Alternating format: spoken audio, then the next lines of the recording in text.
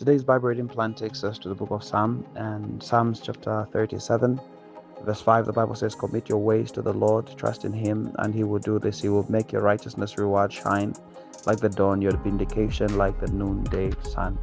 What does the Bible say about busyness on today's bread? Number one, busy people are usually successful.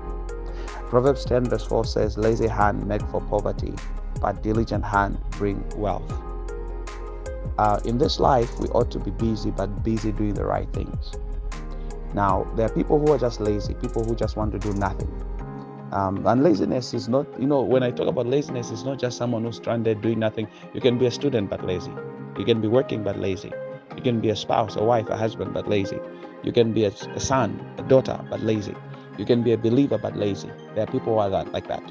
Laziness is just to choose to do nothing. You are working, but you just choose, I'll procrastinate, I'll do this some other time. You're not giving your best. That is laziness. Laziness is you are not giving 100%. That is laziness. Where you just give the bare minimum.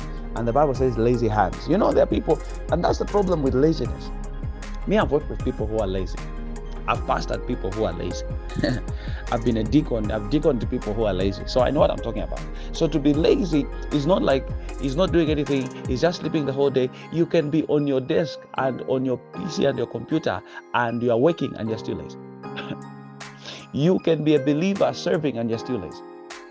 So the spirit of laziness, the Bible says it brings poverty. Haven't you seen people who are working but are poor? Haven't you people who are doing business but they're poor? So the spirit of laziness is not just the way we look at it. It's more than that.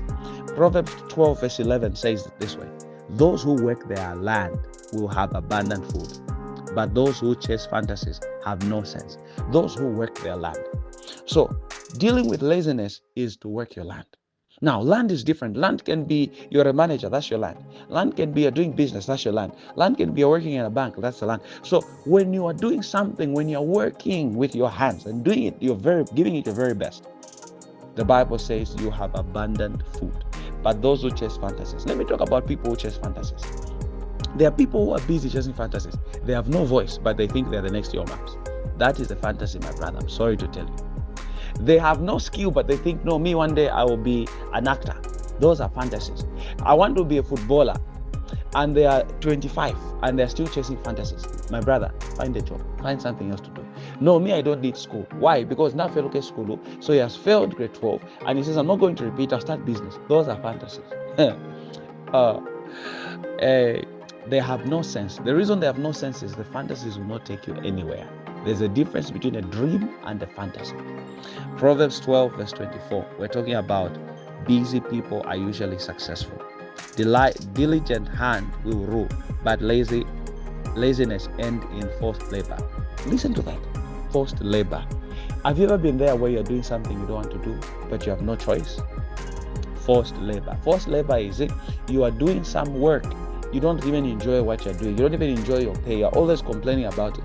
My brother and my sister, you might be in forced labor. The Bible says diligent hands. To be diligent is to make sure that whatever you are given to do, you do it with your best.